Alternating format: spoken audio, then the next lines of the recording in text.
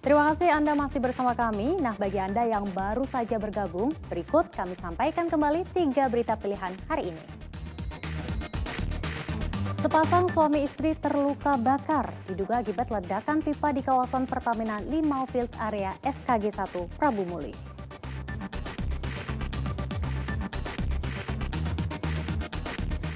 Kota Palembang masih berstatus PPKM level 3. Kegiatan belajar mengajar belum bisa dilakukan 100% di sekolah.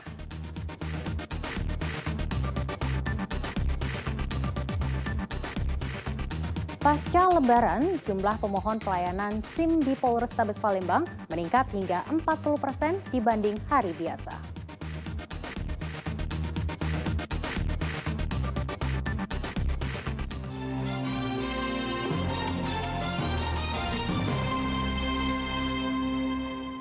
Penerapan pembatasan kegiatan masyarakat atau PPKM Kota Palembang saat ini masih berada di level 3. Akibatnya seluruh kegiatan belajar mengajar belum bisa dilakukan di sekolah.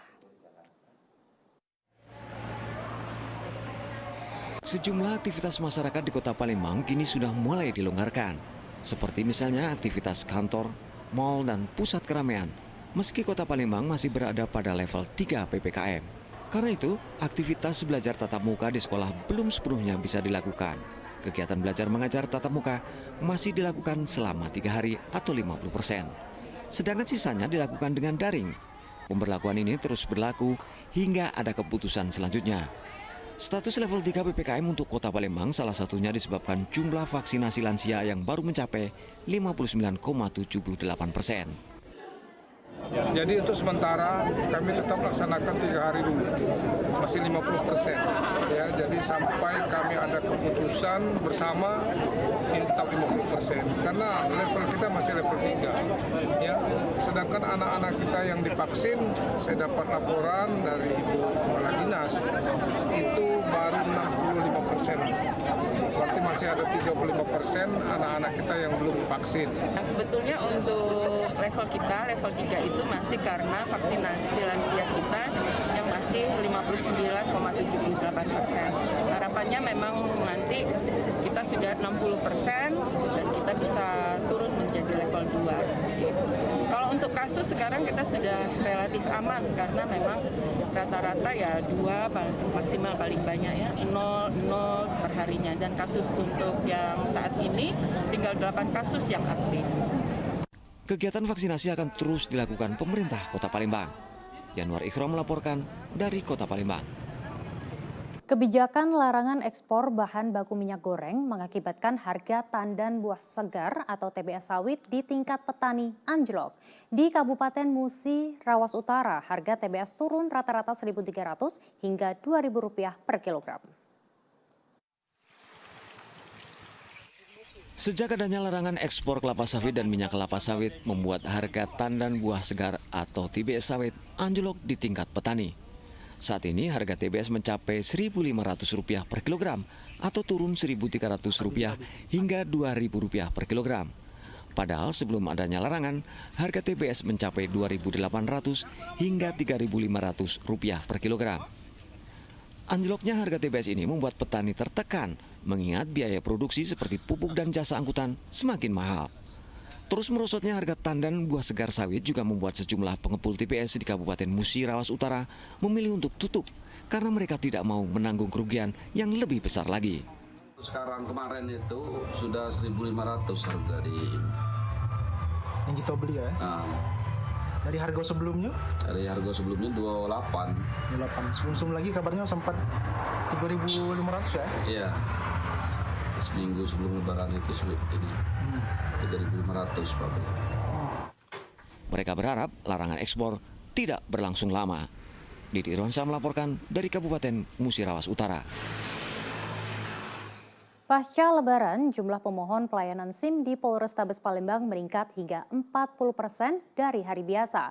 Pasalnya, pelayanan SIM sempat berhenti karena libur Lebaran perayaan Idul Fitri. Ratusan pemohon SIM mengantri di depan gedung pelayanan SIM Satuan Lalu Lintas Polrestabes Palembang. Mereka rela menunggu hingga berjam-jam untuk mendapatkan SIM. Pemohon SIM kali ini didominasi pemudik yang masih bertahan di kampung halaman mereka. Tercatat selama 2 hari sejak dibukanya kembali pelayanan SIM, jumlah pemohon rata-rata mencapai 450 orang setiap harinya. Padahal rata-rata pemohon SIM pada hari biasa 250 orang per hari. Dari jam 8 tadi sampai sekarang yang dipanggil-panggilan, jadi ada atlet mic-nya dipanggil. Tapi KTP kita sudah dimasuk dalam ya? Sudah dimasuk ke. Kesehatan lain sudah juga Pak? Yo, cuma di kesehatan ini be. Seharusnya di kesehatan ini harus ada mic. Jadi kan kedengeran buangnya. Karena peningkatan tersebut terjadi karena ada kebijakan ketika selama pelayanan tutup selama 1 minggu pasca menghadapi Lebaran kemarin, ada kebijakan bahwa SIM yang sudah mati bisa terlayani kembali setelah pelayanan SIM akan dibuka. Jadi hari inilah mungkin puncaknya masyarakat yang akan membuat SIM. Disinilah mereka beramai-ramai mendatangi kantor Satpas untuk memperpanjang SIM. Totalnya berapa bulan? Untuk total peningkatannya untuk sekarang bisa tadi kita lihat 30-40%. Diperkirakan lonjakan pemohon SIM akan terjadi sampai 3 hari ke depan. Untuk menghindari kerumunan, para pemohon diimbau dapat memanfaatkan pelayanan SIM yang tersedia di sejumlah lokasi di Kota Palembang, seperti di pusat pelayanan publik dan mobil SIM keliling. Dedi Irwansyah melaporkan dari Kota Palembang. Gubernur Sumatera Selatan Herman Deru selaku Ketua Umum Perbakin Sumsel mengumumkan perekrutan pelatih berlisensi internasional Glenn Clifton Apfel. Sang pelatih diminta untuk mengerek prestasi menembak Sumsel agar lebih tinggi lagi. 70 atlet menembak Sumsel, mulai dari usia dini hingga remaja, bertemu Gubernur Sumsel Herman Deru di Gedung Bina Praja Pemprov Sumsel Selasa siang. Seluruh atlet ini akan digembleng pelatih berlisensi internasional Glenn Clifton Apfel. Gubernur Herman Deru meminta sang pelatih untuk meningkatkan prestasi. Terdekat adalah ajang Pekan Olahraga Pelajar Nasional atau POPNAS. Pelatih juga diminta menularkan ilmu melatih menembak kepada para pelatih lokal Sumatera Selatan. Pemerintah Provinsi Sumsel mendorong agar olahraga menembak bisa masuk ke dalam kegiatan ekstrakurikuler di sekolah. Agar ini terus bertahan dan menanjak prestasi ini, kita rekrut coach internasional, pelatih internasional. Pak Glenn yang sudah punya pengalaman di kancah internasional yang kita harapkan dapat menurunkan ilmu-ilmunya kepada pelatih-pelatih lokal juga.